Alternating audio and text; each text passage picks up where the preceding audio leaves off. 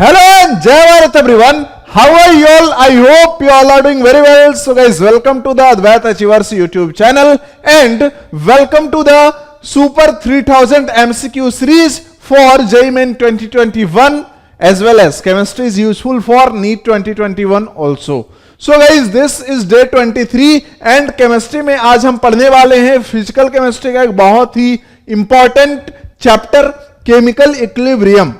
Guys ये जो chapter है वो दो अच्छे चैप्टर्स के फाउंडेशन के रूप में बिहेव करता है। मींस केमिकल काइनेटिक्स और आयनिक इक्विलिब्रियम आपका तभी अच्छा हो सकता है जब आपके केमिकल इक्विलिब्रियम में कॉन्सेप्ट बहुत ही तगड़े तरीके से समझ में आए हो। तो आज के इस प्यारे से लेक्चर में केमिकल इक्विलिब्रियम के कुछ अच्छे सवाल करके सारे कॉन्सेप्ट्स को रिवाइज करने की कोशिश करेंगे, है ना, और पूरे चैप्टर को स्ट्रॉन्ग बनाएंगे। So guys let's start, let's rock और देखते हैं अपना पहला क्वेश्चन क्या है। बहुत ही आसान है, बहुत ही आसान है। ऐसे क्वेश्चन को आप हलवा समझना है ना, केमिकल इक्विलिब्रियम चैप्टर ही हलवा है। ठीक है, क्या कहा जा रहा है कि रिएक्शन दिया हुआ है और ऑप्शन में बोल रहा है भाई देखो केसी और केपी में रिलेशन बता दो। ठीक है, तो हमने क्या पढ़ा है? हमने तो पढ़ा है, बहुत प्यार से समझाया था क्लास में। क्या समझाया था कि जब भी केपी और केसी में रिलेशन पूछे तो आपके ये जुबान पे होना चाहिए KP is equal to KC RT का पावर डेल्टा एनजी। ठीक है, ये जुबान पे आपके होना चाहिए फॉर्मूला केमिकल इक्विलिब्रियम में। बिल्कुल वैसे ही जैसे आप अपने पापा से बचने के लिए आप अपने जानू का मोबाइल नंबर अपने जुबान पे रखते हो, सेव नहीं करते हो। ठीक है, चलो भैया, अब ये डेल्टा एनजी क्या होता है? तो सर देखो डेल्टा एनजी होता है number of moles of gaseous product minus number of moles of gaseous reactant. और इसको हम निकालते हैं हमेशा गिवन रिएक्शन से। गिवन रिएक्शन अगर बैलेंस्ड है तो उससे हम निकालेंगे। ठीक है, जैसे ये रिएक्शन बैलेंस्ड है ऑलरेडी, ठीक है, तो यहां पे आप क्या करोगे? डेल्टा एनजी कैसे निकालोगे? प्रोडक्ट साइड में देखो गैस कौन? NH3, इसका स्टोइकियोमेट्रिक कोएफिशिएंट कितना? 1। और कोई गैस है? नहीं है। तो डेल्टा एनजी क्या हो जाएगा? बोलो जल्दी। डेल्टा एनजी हो जाएगा 1 माइनस, ठीक है, रिएक्टेंट साइड गैस कौन? सिर्फ H2। Fe2 है? नहीं सर, सॉलिड है वो, छोड़ दो, जाने दो उसको, है ना। तो इसका कोएफिशिएंट H2 का बताओ 3/2। तो डेल्टा एनजी क्या हो गया? 1 माइनस 3/2। तो this is equal to what? This is equal to -½ है ना, 2 माइनस 3/2। तो ये क्या हो जाएगा? -½ हो जाएगा। तो जो केपी होगा ये क्या हो जाएगा? केसी आरटी का पावर -½ आरटी का पावर क्या हो गया? ये -½ हो गया। ठीक है, इसका मतलब हम इसको देखो तो प्यार से ऐसे भी लिख सकते हैं केसी अपॉन आरटी का पावर ½ लिख सकते हैं। हाँ सर, तो this is equal to what? This is equal to KP. अब अगर हम सारे ऑप्शन में देखें तो केसी को हमें लिखना है, तो केसी क्या हो जाएगा? कैची चला के मल्टीप्लाई कर दो, इसको इधर भेज दो, है ना, और 1 को इधर भेज दो। तो केसी इंटू 1 तो क्या होता है? केसी होता है, और ये हो जाएगा केपी आरटी का पावर, ये क्या हो जाएगा? ½ हो जाएगा। तो this relation is very very useful. कौन सा? ये वाला रिलेशन। कई बार, ये तो खैर थ्योरेटिकल क्वेश्चन था और कई बार पूछे गए हैं। ठीक है, इसमें न्यूमेरिकल्स भी आ सकता है। कई बार क्या होता है कि जैसे मान लो गैसियस फेज में ही रिएक्शन दिया हुआ है, ठीक है, तो ऐसा भी हो सकता है कि सबके पार्शियल प्रेशर दिए हुए हो और उसी रिएक्शन का अगर आपसे केसी पूछ लिया जाए तो कैसे कहानी करोगे? तो पार्शियल प्रेशर सबके सारे गैस के अगर दिए हुए हैं तो उससे हम क्या कर सकते हैं? केपी कैलकुलेट कर सकते हैं और delta NG from reaction calculate कर सकते हैं और फिर केपी और केसी में रिलेशन यूज कर सकते हैं एट अ पर्टिकुलर टेम्परेचर। तो वैसे न्यूमेरिकल में आपको टेम्परेचर मेंशन किया हुआ रहता है। तो आई होप कि इस फॉर्मूले का इंपॉर्टेंस आपको पहले से भी पता है, आज तो और ज्यादा पता चल गया। अच्छा, ये है क्वेश्चन इक्विलिब्रियम कांस्टेंट कैलकुलेट करने पे। ठीक है, देखो एक बात मैं आपको प्यार से समझाना चाहता हूं। 2015 से पहले के अगर आप जेईई मेन के क्वेश्चन देखोगे तो इक्विलिब्रियम कांस्टेंट निकालने में बहुत ही आसान से, है ना, मतलब कॉन्सेप्ट लगाने पड़ते थे। क्या होता था? एक रिएक्शन दिया हुआ है, सबके इक्विलिब्रियम पे कंसंट्रेशन दिया है, बोलता था बताओ केसी क्या है। तो ये कोई करने वाली बात है? ये तो सिंपल है यार। लेकिन 2015 से जब क्वेश्चन आने लगा तो हुआ क्या? उसने थोड़ा सा दिमाग लोगों से लगवाना शुरू कर दिया। जैसे अगर हम इस रिएक्शन की बात कर लें, उसके बाद मैं उस चीज की बात करूं कि कैसे दिमाग लगवाना शुरू किया था। ठीक है, चलो पहले इस क्वेश्चन को बनाते हैं। For a reaction x + y goes to 2z। ठीक है, सबसे पहले आप केमिकल इक्विलिब्रियम में रिएक्शन को अपने सुंदर हाथों से लिख लोगे। 1 मोल ऑफ x, इसका बोला है 1 मोल, है ना, 1.5 mole of y, 1.5 mole of y and 0.5 mole of Z are taken in a 1 litre vessel. तो भैया जिस कंटेनर में रिएक्शन करवा रहा है तो इस कंटेनर का जो है ना वॉल्यूम है वो क्या है, 1 लीटर है। अब देखो ध्यान से, यही बताता हूं कि 2015 के पहले के अगर आप जेईई मेन के क्वेश्चन देखोगे तो ये नहीं देता था। रिएक्टेंट वाले साइड में जो स्पीसीज प्रेजेंट है उनके ही सिर्फ मोल्स दिए रहते थे और वॉल्यूम ऑफ कंटेनर दिया रहता था ताकि आप इनका कंसंट्रेशन निकाल पाओ। तो सबको पता होता था कि रिएक्शन कहां जाएगा, फॉरवर्ड ही जाएगा, है ना। तो इधर से माइनस करते थे और प्रोडक्ट में प्लस कर देते थे स्टोइकियोमेट्री लगा के। लेकिन 2015 से लगातार हर साल ऐसा हो रहा है कि अब क्या किया जाता है कि जितने भी स्पीसीज है सबका कुछ ना कुछ दिया रहेगा। तो अब आपको दिमाग लगाना पड़ेगा कि रिएक्शन किधर जाएगा, फॉरवर्ड भी जा सकता है, बैकवर्ड भी जा सकता है। तो देखो उसका एक तो तरीका हो सकता है ऐसा कि जब सबके हमें मान लो कंसंट्रेशन पता है, ठीक है, तो हम क्या करेंगे, क्यूसी और केसी को कंपेयर करेंगे। अगर केसी क्या है रिएक्शन में दिया हुआ है तो हमने ऐसा पढ़ा था कि अगर मान लो क्यूसी क्या है, ज्यादा है केसी से, ठीक है, तो इसका मतलब प्रोडक्ट का कंसंट्रेशन क्या है, बाई क्यूसी आप क्या लिखते हो, प्रोडक्ट का कंसंट्रेशन अपॉन रिएक्टेंट का कंसंट्रेशन एट एनी टाइम, ठीक है। तो अगर क्यूसी ज्यादा मींस प्रोडक्ट बहुत ज्यादा है रिएक्टेंट से, इसका मतलब बताओ रिएक्शन इक्विलिब्रियम पे कैसे आएगा, बैकवर्ड में आके प्रोडक्ट घटाएगा, फिर है ना इक्विलिब्रियम में आएगा। तो सिंपल सा इसको हम ऐसे भी समझते थे कि यहां पे केसी, अगर क्यूसी क्या है ज्यादा है तो क्यूसी क्या है ज्यादा है तो केसी के बराबर कैसे आएगा, जब रिएक्शन आएगा बैकवर्ड, और क्यूसी अगर क्या है कम है तो रिएक्शन जाएगा फॉरवर्ड, तब आएगा इक्विलिब्रियम पे। एक तो वो मेथड होता था। लेकिन इस क्वेश्चन को हम अगर आगे पढ़ें तो हमसे इक्विलिब्रियम कांस्टेंट ऑफ रिएक्शन ही तो पूछा जा रहा है, मतलब केसी हमें नहीं दिया है, तो फिर ये वाला कॉन्सेप्ट तो नहीं लग सकता, तो कुछ और माइंड लगाना पड़ेगा। अब कुछ और माइंड के लिए देखो क्या कहा गया है ना, कि सबको ले लिया है in a 1 litre vessel and allowed to react at equilibrium the concentration of Z was 1 mole per litre, है ना। तो एट इक्विलिब्रियम जो जेड का कंसंट्रेशन है वो क्या है, 1 मोल पर लीटर है। तो यहां पे देखो कैसे दिमाग लगवाया जाता है, ध्यान समझना कि क्यूसी कैसी तो कंपेयर यहां कर नहीं सकते, क्योंकि हमसे तो इक्विलिब्रियम कांस्टेंट ऑफ रिएक्शन ही पूछा है। बोला equilibrium constant of reaction is xy15, the value of x is, ठीक है, न्यूमेरिकल टाइप में है। अब हम कैसे दिमाग लगाएंगे कि ये रिएक्शन फॉरवर्ड जाके इक्विलिब्रियम बनाएगा, मतलब इक्विलिब्रियम स्टेट पे आएगा, या बैकवर्ड रिएक्शन आएगा तो इक्विलिब्रियम स्टेट अचीव होगा इस रिवर्सिबल रिएक्शन का। तो सिंपल सी बात देखो कि इनिशियली जेड की अगर हम बात कर ध्यान समझते हैं, इनिशियली जेड का कंसंट्रेशन देखो तो कितना होगा, ये सबके तो मोल्स दिए हैं, तो initial concentration t equal to 0 पे अगर सबका कंसंट्रेशन लिखे तो क्या होगा, मोल अपॉन वॉल्यूम। वॉल्यूम चूंकि क्या है 1 लीटर है कंटेनर, मतलब कंटेनर का, तो सबके ही क्या हो जाएंगे, यहां पे अगर कंसंट्रेशन देखे तो क्या हो जाएगा, 1 मोल पर लीटर हो जाएगा, है ना। इसके भी 1 मोल पर लीटर हो जाएंगे और इसके भी क्या हो जाएंगे, 1 मोल पर लीटर। बात समझ में आता है, हाँ सर समझ में आता है, सॉरी 0.5 मोल है ना जेड वाला, तो जेड वाला क्या है, और ये है 1.5, है ना, और ये क्या है 0.5 मोलर। अब देखो इक्विलिब्रियम पे जेड का कंसंट्रेशन 1 मोल पर लीटर हो गया, मींस क्या हुआ, जेड बढ़ा है ना यार, 0.5 मोलर से क्या हो गया, बढ़ गया, 1 मोलर हो गया जेड का कंसंट्रेशन। इसका मतलब रिएक्शन इक्विलिब्रियम पे कैसे आया होगा, फॉरवर्ड में जाके, क्यों, क्योंकि फॉरवर्ड में जब रिएक्शन जाएगा तभी तो जेड बनेगा और जेड का कंसंट्रेशन क्या होगा, बढ़ेगा। तो हमें ये समझ में आ गया। इसका मतलब अगर हम अब केसी लिखना चाहते हैं तो कोई टेंशन नहीं है ना। चलो उससे भी पहले ये कर लेते हैं, कहानी क्या कर लेते हैं कि जैसे फॉरवर्ड में जब जाएगा रिएक्शन, ध्यान समझना, इसका कितना कंसंट्रेशन बढ़ा है, इसका कंसंट्रेशन बढ़ा है 0.5 मोलर, तभी तो फाइनल कंसंट्रेशन क्या होगा, 1 मोल पर लीटर होगा। अगर इसका 0.5 मोलर कंसंट्रेशन बढ़ता है, ध्यान से समझना, तो इन दोनों का कितना कंज्यूम हुआ होगा, अगर ये एक कंज्यूम होता है, ये भी एक कंज्यूम होता है, तो ये 2 बनता है। मींस जेड जितना बढ़ा है उसका हाफ क्या होगा, एक्स और वाई कंज्यूम हुआ होगा। तो 0.5 मोलर जेड का कंसंट्रेशन बढ़ा है, इसका मतलब वाई कंज्यूम कितना हुआ होगा, 0.5 कंज्यूम हुआ होगा, ठीक है ना। और ये हो जाएगा 1 माइनस 0.25 कंज्यूम हुआ होगा। ये कहानी कहां पे है, इक्विलिब्रियम पे। समझ में आया, मजेदार क्वेश्चन था, मजेदार क्वेश्चन था, हाँ सर।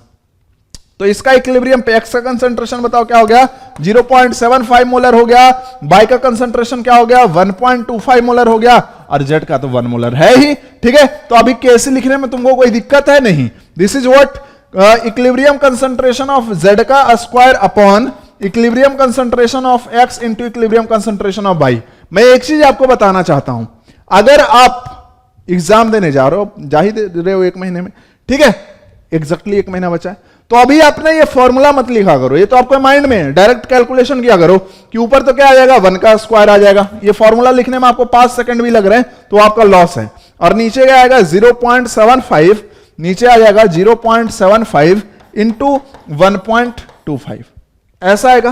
क्लियर है? क्लियर है? हाँ सर क्लियर है।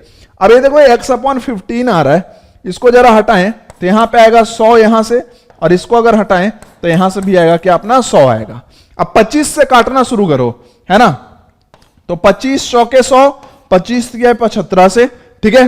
फिर देखो 25 चौके क्या हो जाएगा 100, और 25 25 है ना 125, 25 गुने 5 करेगा तो 125 आ जाएगा ना। हाँ सर, तो ऊपर क्या आ गया 4 चौके 16, ये 2 से मल्टीप्लाई नहीं कर देना, 1 का स्क्वायर है, तो ऊपर आ गया 16 और नीचे क्या आ गया 15। अब हमारी नजर में केसी जो है वो 16/15 है, लेकिन क्वेश्चन की नजर में वो x/15 है, तो x क्या 16 नहीं हो गया? क्लियर?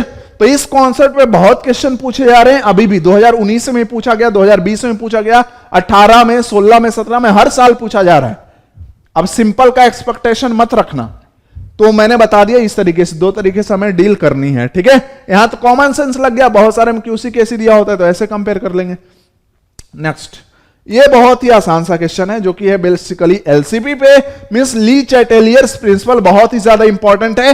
ध्यान रखना ली चैटेलियर्स प्रिंसिपल में अभी के दौर में जो सबसे ज्यादा इंपॉर्टेंट मुझे दिख रहा है, वैसे तो सारा ही इंपॉर्टेंट है, effect of pressure, effect of temperature, addition of inert gas, change in concentration, लेकिन अभी सबसे ज्यादा मुझे जो इंपॉर्टेंट दिख रहा है वो अपने को दिख रहा है इनर्ट गैस वाली कहानी, है ना, उसके बाद प्रेशर वाली कहानी और टेम्परेचर वाली कहानी, है ना। और सबसे ज्यादा इनर्ट गैस वाला मुझे इंपॉर्टेंट दिख रहा है, क्यों? पहले कम क्वेश्चन पूछे गए थे और इनर्ट गैस लोगों का थोड़ा, इनर्ट गैस एडिशन वाला कॉन्सेप्ट एलसीपी में लोगों का थोड़ा सा वीक होता है ना। बहुत सारे लोग उसको रट्टा मारने की कोशिश करते हैं क्योंकि अच्छे से उनको बताया नहीं जाता है, ठीक है। इस कारण से मैं किसी का मजाक नहीं उड़ा रहा हूं या किसी को है ना, मतलब सब मेरे लिए रेस्पेक्टफुल है और मैं होता कौन हूं किसी का मजाक उड़ाने वाला, लेकिन मैं बस बता रहा हूं एक्चुअल में क्या है बात, ठीक है।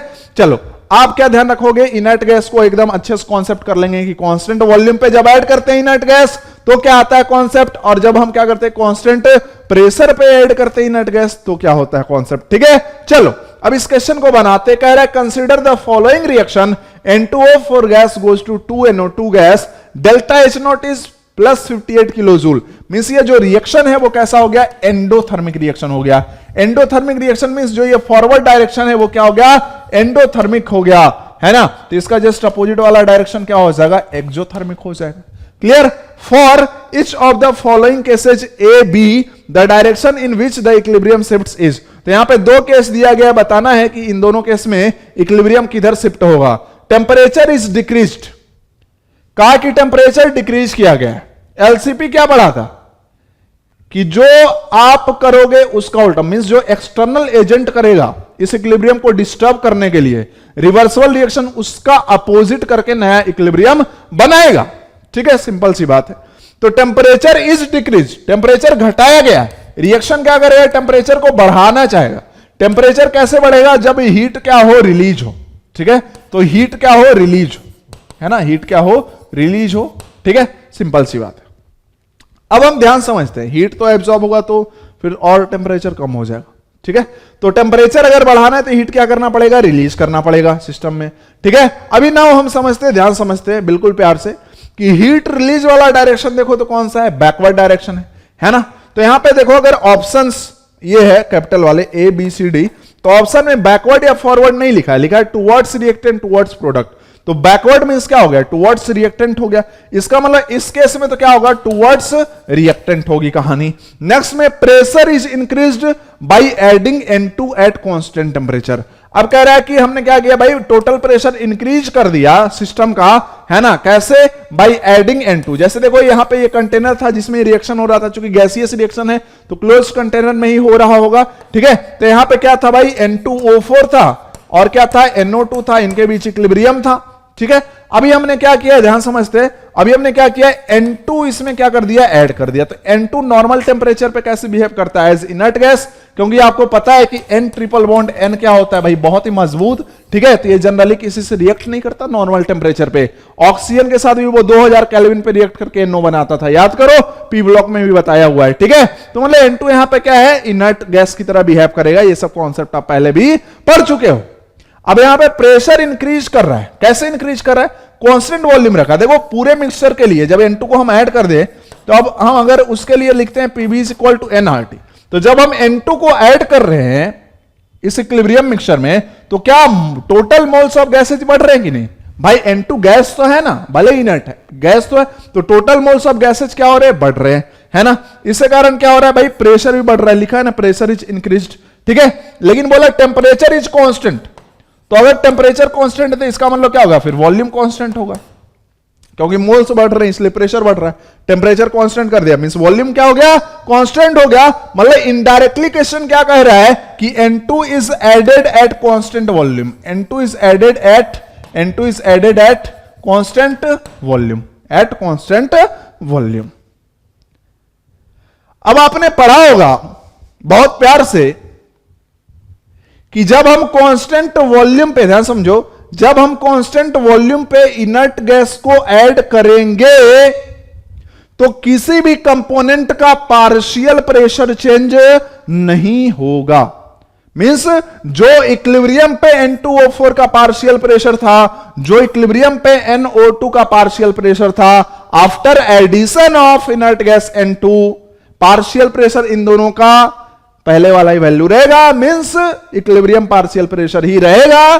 तो फिर रिएक्शन ना इधर शिफ्ट होगा ना उधर शिफ्ट होगा, मींस ना फॉरवर्ड ना बैकवर्ड। तो जब भी आप कांस्टेंट वॉल्यूम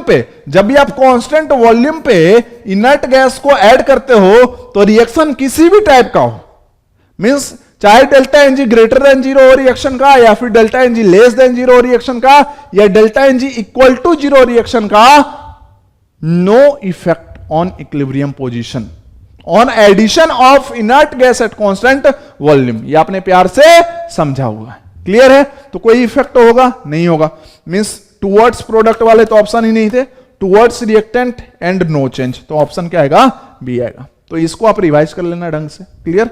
हाँ सर, आगे बढ़े। हाँ सर, नेक्स्ट क्वेश्चन ये रहा आपके स्क्रीन पे, जो कि लल्लू सा क्वेश्चन है, टारगेट रिएक्शन। कई बार आपने देखा होगा कि आपको 2-3 रिएक्शन दिया रहता है, उसके इक्विलिब्रियम कांस्टेंट दिए रहते हैं, और एक पर्टिकुलर रिएक्शन देकर बोला कि इसका इक्विलिब्रियम कांस्टेंट बताओ।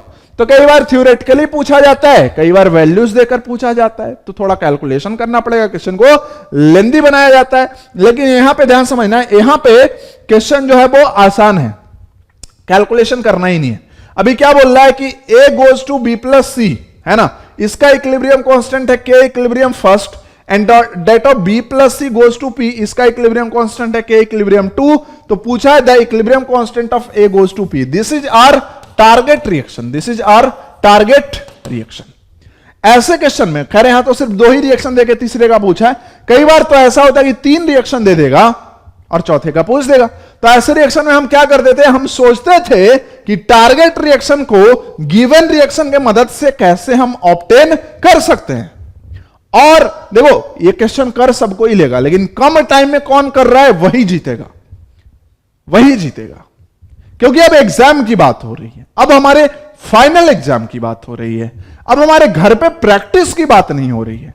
अब आप क्लास 11th के स्टूडेंट नहीं हो कि ये क्वेश्चन के प्रैक्टिस के लिए आप 10 मिनट भी ले लो तो कोई दिक्कत नहीं है। अब हम एग्जाम में बैठने वाले 1 महीने में, तो हमारे माइंड में सिर्फ ये नहीं चलना चाहिए कि हम क्वेश्चन बना रहे हैं, हम टाइम लिमिट में बना रहे हैं और एक्यूरेसी के साथ बना रहे हैं। That is very very important to crack any competitive exam, clear. So guys, आसानी से कैसे हम टारगेट रिएक्शन के क्वेश्चन को करते हैं कि टारगेट रिएक्शन का आप लेफ्ट साइड पहले देख लो। तो लेफ्ट साइड में हमें दिखा ए, अब देखें कि एक गिवन रिएक्शन में कहां दिया हुआ है, तो एक गिवन रिएक्शन में फर्स्ट वाले रिएक्शन में दिया है, लेफ्ट साइड में कि राइट साइड में, लेफ्ट साइड में भी है। हमको भी क्या चाहिए भाई, लेफ्ट साइड में चाहिए, तो एक को एज इट इज रहने देते हैं। फिर है ना, हम कंसंट्रेट करेंगे प्रोडक्ट के साइड, तो पी है, पी हमें चाहिए राइट साइड में। पी किस गिवन रिएक्शन में है, सेकंड वाले में, क्या राइट साइड में ही है, बहुत बढ़िया, ठीक है।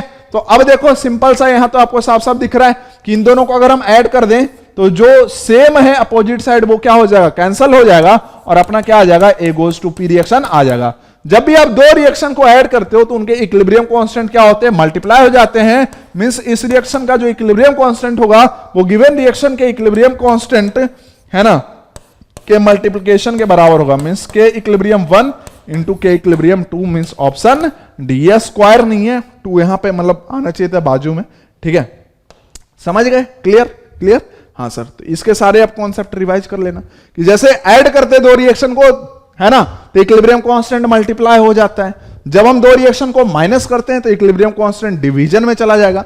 जब भी हम किसी पर्टिकुलर रिएक्शन को किसी कांस्टेंट से मल्टीप्लाई करते हैं तो न्यू रिएक्शन का जो इक्विलिब्रियम कांस्टेंट होता है वो ओल्ड इक्विलिब्रियम कांस्टेंट पे पावर बन जाता है वो नंबर, ठीक है। जैसे मान लो ये गिवन रिएक्शन था और इसमें हम 2 से मल्टीप्लाई कर देते तो न्यू रिएक्शन क्या मिलता, सॉरी न्यू रिएक्शन अपने को मिलता 2a goes to 2b plus 2c। तो इसका जो इक्विलिब्रियम कांस्टेंट होता ना वो क्या होता, देखो के इक्विलिब्रियम 1 का स्क्वायर हो जाता है क्योंकि 2 से मल्टीप्लाई किया तो उधर पावर में चला जाएगा, ठीक है। देखो मजेदार क्वेश्चंस लिए हैं, ठीक है, PYQ के हैं बहुत सारे और लास्ट में बहुत सारे अच्छे क्वेश्चंस हैं जो आपको मुझे कराना है। वैसे तो पुराने जो बैच है उनको मैंने टॉप 20 क्वेश्चन की एक सीट दी थी, अगर आपको याद हो तो मेरी राइटिंग में लिखी हुई, बहुत मेहनत से वो बनाया था top 20 question of chemical equilibrium. उसके बाहर केमिकल इक्विलिब्रियम का कोई कॉन्सेप्ट नहीं था, तगड़े तगड़े क्वेश्चन लिए थे। तो एक बार उसको भी अगर मन करे तो बना जाना, ठीक है। वैसे तो आपको ये लेक्चर देख के ही लगभग क्या सारे रिवाइज हो जाए। इस क्वेश्चन में ध्यान से देखो, कुछ नया करने की कोशिश की गई थी। In the figure shown below reactant A represented by a square, तो ए को कैसे रिप्रेजेंट कर रहा है, स्क्वायर से, is in equilibrium with product B. तो ऑब्वियस सी बात है प्रोडक्ट अब क्या होगा, सर्कल, लिखने की जरूरत भी नहीं थी तो भी हम समझ जाते। The equilibrium constant is, equilibrium constant बताओ भाई। रखा तो एक ही, ये रिएक्शन तो एक ही कंटेनर में हो रहा है तो वॉल्यूम तो ए और बी दोनों के लिए सेम है ना। अगर हमें क्या निकालना है, इक्विलिब्रियम कांस्टेंट निकालना है, तो अभी हम क्या करेंगे, ध्यान से देखो, पार्टिकल्स गिन लो ना, प्रोडक्ट का कंसंट्रेशन अपॉन रिएक्टेंट का concentration at equilibrium, this is called equilibrium constant Kc। तो प्रोडक्ट कौन है बताओ, रिएक्टेंट ए है तो बी क्या है, प्रोडक्ट है। तो सर्कल को आप ऊपर में ले लो, है ना, 1 2, जैसे 1 2 3 4 5 6 7 8 9 10 11 है ना। तो 11 अपॉन वॉल्यूम, ठीक है, रहने देते हैं क्योंकि वॉल्यूम तो दोनों के लिए सेम है, रेशियो में कैंसिल हो जाएगा। और स्क्वायर कितने, 1 2 3 4 5 6, 11/6, ठीक है। अगर ये 12 होता तो एग्जैक्टली 2 आता, लेकिन नियरेस्ट ऑप्शन अपने को चूज करना है तो आंसर क्या आएगा, बी आएगा, ठीक है। 11/6 इज अप्रॉक्स 2। क्लियर? हाँ सर। नेक्स्ट में ये रहा आपका question. This is a very very important question, अभी नहीं हमेशा से था, क्योंकि ये क्वेश्चन IIT ने 90s के डिकेड में पूछा था, मींस 90 के दशक में पूछा था, कुछ 1992-94 जिसमें भी पूछा था सब्जेक्टिव पेपर में। अब ये क्वेश्चन आया 2019 में भी, ये क्वेश्चन आया 2019 में भी।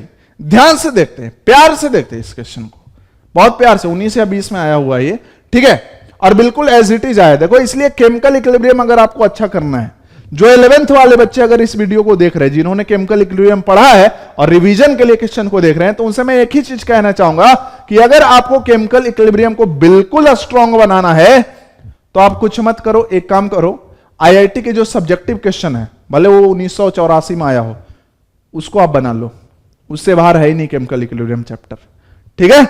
चलो इस क्वेश्चन को करते, कहा जा रहा है 5.1 ग्राम NH4SH, जिसको कि हम क्या पढ़े थे, हम पढ़े थे इसको NH4HS, उसने SH कर दिया, ठीक है। Is introduced in 3 litre evacuated flask at 3 to 7 degree celsius. Means volume क्या है यहाँ पे, 3 लीटर है, टेम्परेचर क्या है 3 to 7 डिग्री सेल्सियस, जिसको कि केल्विन में कन्वर्ट करें तो 327 और 273, ये हो जाती है 2 5 1 600 केल्विन, ठीक है। और लिया 5.1 ग्राम, ठीक है। चलो तो ये तो है सॉलिड, ठीक है।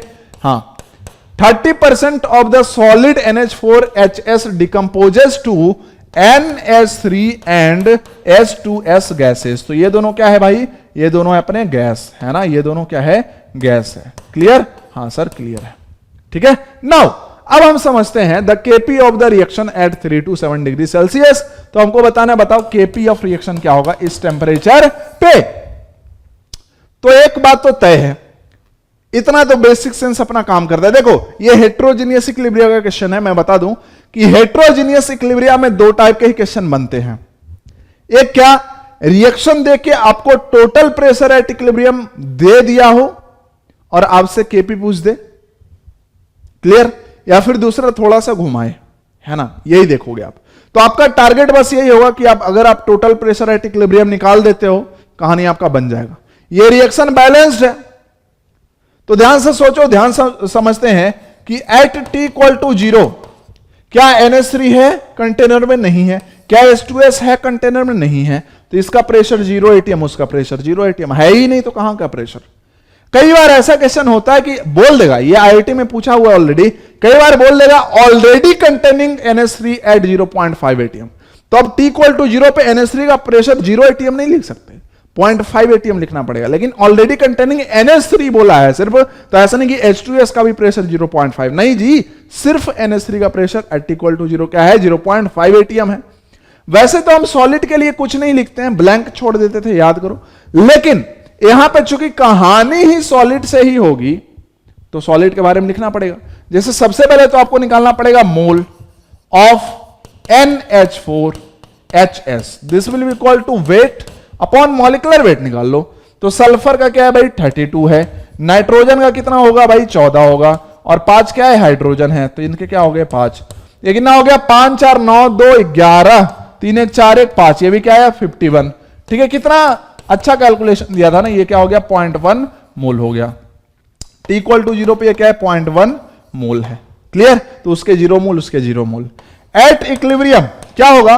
क्या कहा गया है कि 30% ऑफ सॉलिड डिकम्पोजेज, मींस 0.1 का ध्यान समझते हैं। 0.1 में क्या 30% डिकम्पोज कर गया, मींस 0.1 इंटू 0.3 क्या कर गया?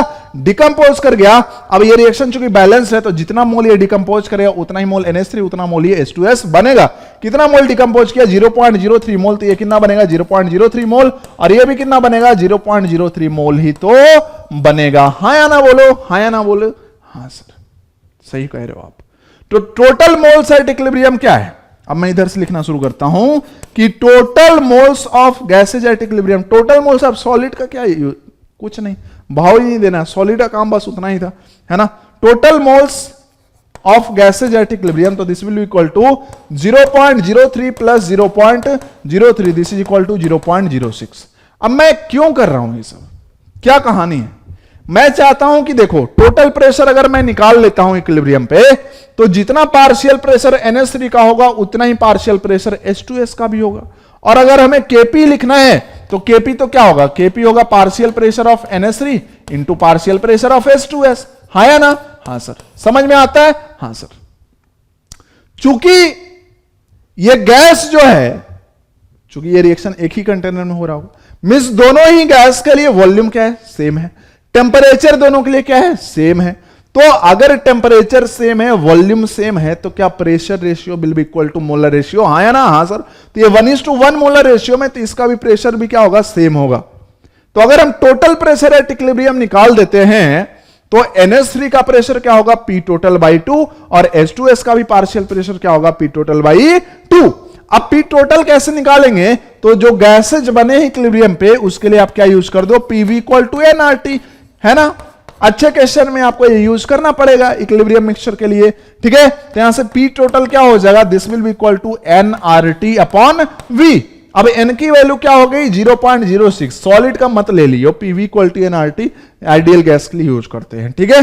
तो 0.06 इंटू R, R क्या होगा? 0.0821। क्यों? क्योंकि वॉल्यूम लीटर में लेना है, ठीक है। हाँ, टेम्परेचर क्या हो गया? टेम्परेचर हो गया 600 केल्विन, वॉल्यूम क्या हो गया? 3 लीटर।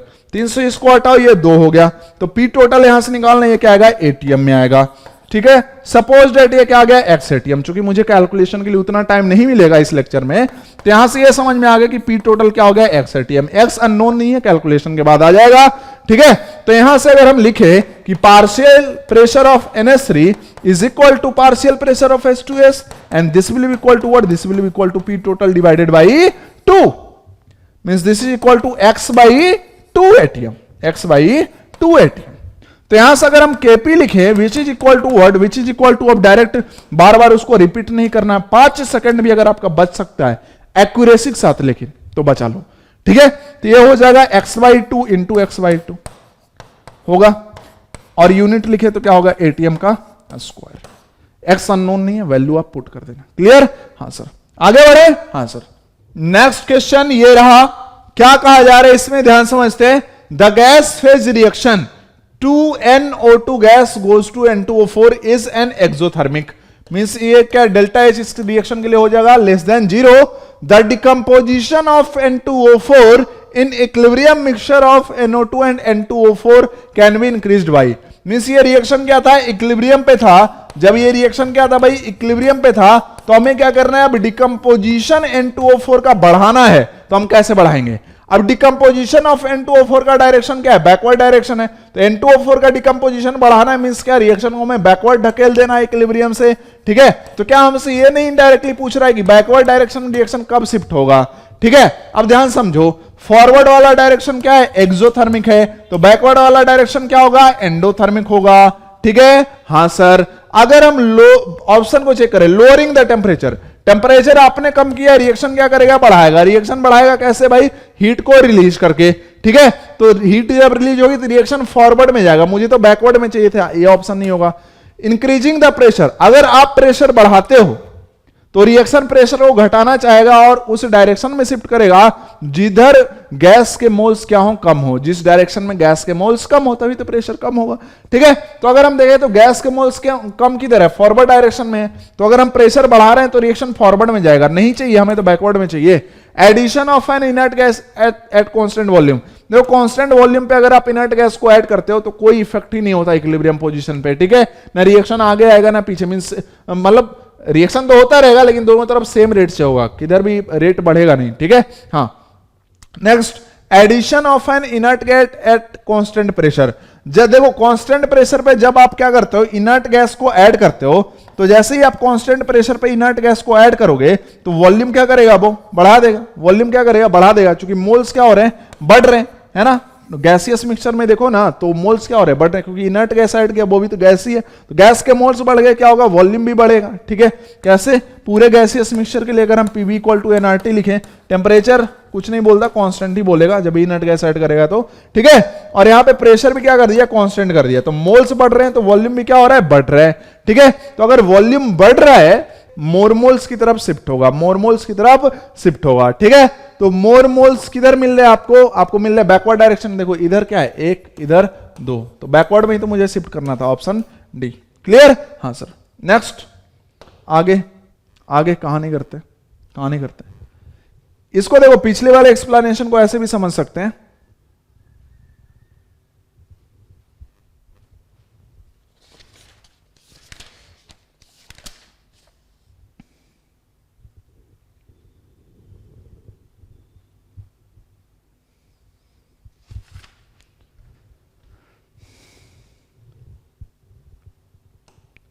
कहा जा रहा है, at a certain temperature in a 5 litre vessel 2 moles of carbon monoxide, ठीक है। जैसे पहले तो आप रिएक्शन लिख दो क्योंकि उसमें कैलकुलेशन करना ही पड़ेगा। केमिकल इक्विलिब्रियम आसान करने का एक बहुत सिंपल तरीका होता है, एट T = 0 वाट, एट T = इक्विलिब्रियम, मतलब एट इक्विलिब्रियम वाट, ठीक है। At a certain temperature in a 5 litre vessel, ठीक है, 2 मोल्स ऑफ कार्बन मोनोऑक्साइड, मतलब ये T = 0 कहानी है, इसे क्या है, 2 मोल्स है, and 3 moles of chlorine, 3 moles of chlorine were allowed to reach equilibrium. Means इसके बारे में कुछ नहीं बोला तो 0 मोल्स, ठीक है। According to this reaction at equilibrium if 1 mole of CO is present then equilibrium constant for the reaction is। तो at equilibrium क्या हो गया, CO का 1 मोल प्रेजेंट है, इसका मतलब क्या है कि 1 मोल CO का क्या हो गया, कंज्यूम हो गया। अब देखो चूंकि ये रिएक्शन बैलेंस है तो CO का जितना मोल कंज्यूम होगा Cl2 का भी उतना ही मोल कंज्यूम होगा। मींस यहाँ पे 3 - 1 लिख दोगे और CO Cl2 का उतना ही मोल बनेगा, है ना, जितना ये दोनों कंज्यूम हुए हैं, क्योंकि 1:1 सबका मेट्रिक कोएफिशिएंट है 1 1 1, ठीक है, ठीक है, समझ में आ गया। मतलब इक्विलिब्रियम पे CO के रह जाएंगे 1 मोल रिमेनिंग, Cl2 के रह जाएंगे 2 मोल रिमेनिंग और CO Cl2 के बन गए 1 मोल, ठीक है। तो हमसे क्या पूछा है, Kc इज व्हाट, तो Kc क्या हो जाएगा बताओ, CO Cl2 concentration at equilibrium upon equilibrium concentration of CO and Cl2, ठीक है। तो this will be equal to 1 तो मोल है अपॉन वॉल्यूम कितना, वॉल्यूम 5 लीटर, तो 1/5 हो गया कंसंट्रेशन ऑफ CO Cl2। फिर आ जाओ 1/5 इंटू 2/5 5। ये और ये क्या हो गया, कैंसिल ही हो गया, तो ये आंसर क्या आ जाएगा, ये आंसर आ जाएगा अपना 5/2। इसका मतलब आंसर क्या आएगा 2.5। क्लियर? हाँ सर। तो ये सब तो बहुत आसान क्वेश्चन है। नेक्स्ट में ये क्या कहा जा रहा है कि a solid XY kept in an evacuated sealed container, evacuated sealed container है ना, undergoes decomposition to form a mixture of gases X and Y। X Y solid, ये सब आसान है यार।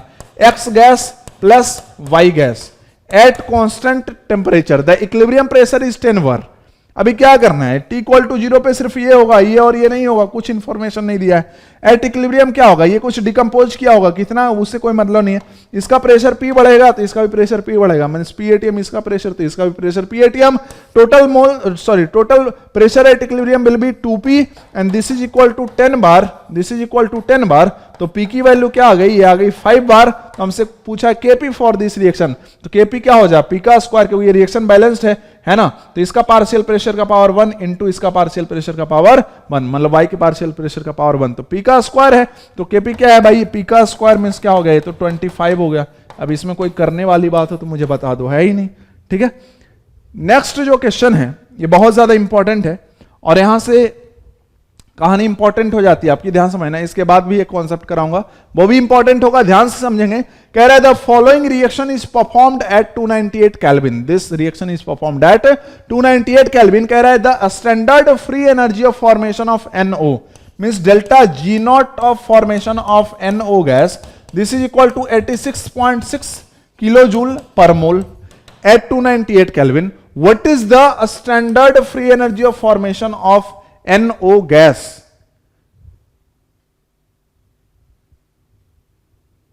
थोड़ा सा मिस प्रिंटिंग हुआ है, ये नहीं चाहिए था, ये बीच में आ गया दोबारा लाइन। ठीक है, what is the standard free energy formation of NO2 gas? हमसे ये पूछा गया है कि delta G not of formation of NO2 बताओ, है ना, सेम टेम्परेचर पे 298 केल्विन पे Kp इस रिएक्शन का दिया हुआ है। हम लोग बहुत प्यार से जानते हैं कि जो डेल्टा G नॉट होता है ये होता है -RT ln K। ठीक है, Kp अपने को पता है, टेम्परेचर पता है, अगर हम delta G not of reaction लिख दें तो कहानी बन जाएगा। अब delta G not of reaction आपको नहीं दिया है, आपको दिया है delta G not of formation of NO। तो याद करो, आपको थर्मोडायनेमिक्स याद होगा कि standard free energy of reaction कैसे निकालते थे, free energy change of reaction कैसे निकालते थे, delta G not of reaction, this is very very important, है ना, delta G not of reaction this is the summation of delta G not of formation of product minus summation of delta G not of formation of reactant. ये formula था, means इस reaction की बात करें तो इस रिएक्शन के लिए अगर हम डेल्टा G नॉट लिखना चाहते हैं तो ये क्या हो जाएगा, इस रिएक्शन का जो डेल्टा G नॉट हो जाएगा ये क्या हो जाएगा, ये हो जाएगा माइनस क्यों, 2 सिर्फ होगा ना, 2 into delta G not of formation of NO2 minus 2 into delta G not of formation of NO और minus delta G not of formation of O2। कुछ लोग यहां पे फंस सकते हैं, वो सोचेंगे कि सर हमें तो O2 का तो delta G not of formation दिया ही नहीं है। ठीक है, तो जो भी स्टैंडर्ड स्टेट में एलिमेंट प्रेजेंट होते हैं उनकी delta G not of formation 0 होती है, जैसे delta H not of formation उनकी 0 होती थी। थर्मोडायनेमिक्स के सेकंड लेक्चर में हम ये पढ़ चुके थे। ठीक है, अच्छा जी, means delta G not of reaction जो है, ध्यान से समझेंगे, डेल्टा G नॉट ऑफ जो रिएक्शन है उसको हम क्या लिख सकते हैं, उसको हम लिख सकते हैं 2 into delta G not of formation of NO2 minus 2 into delta G not of formation of NO, this is equal to -RT ln K। Calculation आसान, थोड़ा सा तो करना पड़ेगा, मतलब ऐसे तो ऑप्शन से दिया है उसी फॉर्म में, ज्यादा कैलकुलेशन नहीं करवाया। हमसे क्या पूछा है, delta G not of formation of NO2 which will be equal to what, delta G not of formation of NO2 this will be equal to -RT ln K plus 2 delta G not of formation of NO divided by 2, this is equal to -R T कितना है 298 ln K, तो ln कितना, ln है अपना K बताओ 1.6 into 10 का power 12, हाँ या ना, हाँ सर, और plus 2 into delta G not of formation of NO। तो delta G not of formation of NO ये कितना है 86, हमको किस में पूछा है, यहां पे एक चीज छूट गया, इन जूल पूछा होगा आपसे, ठीक है। तो ये हो जाए 2 इंटू, इसको जूल में कन्वर्ट कर लो, तो ये क्या हो जाएगा 86600, ठीक है। इतना हो जाएगा डिवाइडेड बाई 2, डिवाइडेड बाई 2। ये कौन सा ऑप्शन हो जाएगा, ध्यान से देखो, 0.5 पूरा ही बाहर ले लो, तो अगर आप 0.5 अगर आप पूरा ही बाहर ले लोगे तो यहां पे फिर ये 2 एज इट इज रह जाएगा, नहीं ये तो 2 एज इट इज रह जाएगा, फिर इसको काटने की क्या मतलब है, कोई मतलब नहीं। तो इसका मतलब आंसर क्या आएगा, सी आएगा। तो इतने क्वेश्चन आपने लगा लिए हैं। अब ध्यान समझते हैं, एक और बात मैं आपको बता देता हूं जो कि बहुत ज्यादा इंपॉर्टेंट है, वो है concept of density of equilibrium mixture, या फिर ऐसा लिख दे और प्रिसाइजली कि calculation of degree of dissociation of equilibrium mixture. याद करो, इसका कॉन्सेप्ट हम पढ़ चुके हैं, इसके लिए हमने ऐसा पढ़ा था MI अपॉन M मिक्सचर, है ना। इसको आप ऐसे भी लिख सकते हो vapour density of initial upon vapour density of equilibrium mixture, है ना। या फिर इसको ऐसे भी लिख सकते हो कि density of initial upon density of equilibrium mixture, this is inversely proportional two moles ना, क्या हो जाएगा total moles at equilibrium, total moles at equilibrium divided by initial moles, ठीक है। बहुत सही। जैसे अगर यहां पे ध्यान समझेगी, जैसे एक रिएक्शन समझते हैं N2O4 gas, this goes to form 2NO2 gas, clear. तो अगर मान लो, ध्यान समझते हैं, N2O4 का डिग्री ऑफ डिसोसिएशन अगर अल्फा आपको दिया है, ठीक है, तो आप क्या कर सकते हो, देखो एट T इक्वल टू 0 इसके मोल्स आप A मान लो, है ना। तो उस टाइम ये नहीं था, अभी क्या होगा A माइनस A अल्फा, ये क्या बनेगा 2A अल्फा मोल्स बन जाएंगे, ठीक है। हाँ, तो टोटल मोल्स एट इक्विलिब्रियम क्या हो गया, जोड़ दो तो ये हो जाएगा A minus A alpha plus 2A alpha, जो कि आ रहा है A plus A alpha. This is what, this is total moles of gases at equilibrium, clear. Now अगर Mi की बात करें तो Mi क्या हो जाएगा, मोलर मास ऑफ N2O4, यही तो होगा, divided by molar mass of equilibrium mixture, this will be equal to total moles means A plus A alpha upon क्या हो जाएगा, A हो जाएगा। अब ऊपर से आप A कॉमन ले लो तो 1 plus alpha divided by A और A क्या हो गया, कैंसिल हो गया, मींस यहां पे molar mass of N2O4 divided by molar mass of mixture, this is equal to 1 plus alpha. अगर आपको मॉलिक्यूलर वेट ऑफ मिक्सचर दिया हो क्वेश्चन में, तो क्या आप अल्फा कैलकुलेट कर सकते हो, देखो कैसे कैसे क्वेश्चन बन सकता है। या फिर अगर आपको अल्फा दिया हो, if alpha is given, then we can calculate, ध्यान समझते हैं, we can calculate molecular weight of mixture. Molecular weight of mixture यहां से निकाल दो, और उसके बाद आपको क्या पूछेगा क्वेश्चन में, अगर अल्फा आपको दिया रहेगा तो डेंसिटी ऑफ इक्विलिब्रियम मिक्सचर पूछेगा, है ना। Then use PM mixture is equal to D mixture RT, clear. तो molecular weight of mixture already आप क्या कर चुके हो, निकाल चुके हो। टोटल प्रेशर एट इक्विलिब्रियम आपको दिया रहेगा, उसका टेंशन नहीं है। डेंसिटी ऑफ मिक्सचर यहां से आप निकाल सकते हो, ठीक है। तो ये रहा कॉन्सेप्ट जो कि आपसे पूछा जाता है इक्विलिब्रियम मिक्सचर पे। इसी में घुमाना फिराना कर सकता है, या तो आपको अल्फा देके डेंसिटी ऑफ मिक्सचर पूछ दे, या फिर आपको डेंसिटी देके अल्फा पूछ दे, है ना, N2O4 का। तो मैंने N2O4 का बताया, सिमिलरली PCl5 का पूछ सकता है। तो ये क्वेश्चन ऑलरेडी मैंने नोट्स में करा दिए हैं, कोई कराने की जरूरत नहीं। इसके अलावा एक और क्वेश्चन आपको करके जाना है जो एग्जाम में, वो ये है कि जैसे PCl5 का डिकम्पोजिशन होता है, वो भी क्वेश्चन मैंने नोट्स में कराया क्लास में, आपको बस रिवाइज कर लेना है कि PCl5 जब डिकम्पोज करता है PCl3 गैस और Cl2 गैस बनाता है, और क्वेश्चन में बोल देता है कि 2 मोल N2 के प्रेजेंस में डिकम्पोज कर रहा है, तो N2 देखो इस इक्विलिब्रियम में पार्टिसिपेट नहीं होता, लेकिन टोटल मोल्स ऑफ गैसेज में तो उसको गिनेंगे। इसका मतलब जो टोटल प्रेशर एट इक्विलिब्रियम होगा उसमें कुछ ना कुछ कंट्रीब्यूशन क्या होगा, N2 का भी होगा। ऐसा डायरेक्ट क्वेश्चन मैंने क्लास में कराया हुआ है, तो उसको भी आप नोट से रिवाइज कर लेना, वो भी कॉन्सेप्ट रिवाइज कर लेना। और इंपॉर्टेंट बात क्या है इस चैप्टर को आसान बनाने के लिए, कि जो इक्विलिब्रियम कांस्टेंट होता है for a particular reaction is always constant at a constant temperature. भले आप कंसंट्रेशन चेंज कर लो, जैसे कि मान लो हमने लिया है एक रिएक्शन लिया है N2O4 गोज टू 2NO2, है ना। N2O4 भी गैस है, NO2 भी गैस है, ध्यान समझते हैं। अगर मान लो एक कहानी ऐसा किया कि टोटल प्रेशर अगर मान लो मैंने रखा है 1 atm, टोटल प्रेशर क्या रखा है 1 atm, और at a particular temperature T, इसका Kp सपोज रेट क्या है 0.2 है। तो अगर मैं टोटल प्रेशर एट इक्विलिब्रियम अगर चेंज भी कर देता हूं तो भी इसका K नहीं चेंज होगा। इस चीज को ध्यान में रखते हुए आप क्वेश्चन प्रैक्टिस कर लेना एक आध, क्योंकि इस पे क्वेश्चन आते हैं, पहले भी आए हैं, है ना। ठीक है, तो आई होप कि आज की बातें आपको समझ में आ गई। So thank you very much for watching this video, love you all. अगले क्लास में हम पढ़ेंगे फिजिकल केमिस्ट्री का सबसे धांसू चैप्टर, सबसे मजेदार चैप्टर आयनिक इक्विलिब्रियम, जो कि आपका रैंक बनाएगा। हाँ जी हाँ, रैंक बनाएगा, सिर्फ सिलेक्शन नहीं, क्योंकि आयनिक इक्विलिब्रियम भाई पूरे इंडिया में अगर बात करें तो 6-7 हजार बच्चों को आता होगा मैक्सिमम, उससे ज्यादा को नहीं आता है।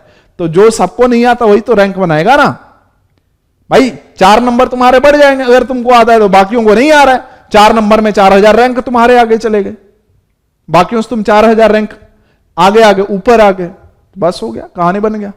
एक क्वेश्चन आपका रैंक बना देगा, 2 क्वेश्चन आपका रैंक कहां से कहां पहुंचा देगा। तो इसलिए ऐसे चैप्टर को भी टारगेट करना है। अगर बाकी चैप्टर्स आपके कंप्लीट हो जाते हैं तो फिर आपको ऐसे चैप्टर भी टारगेट करना है जो आपके रैंक बना सकते हैं। Clear? So thank you very much for watching this video, love you all.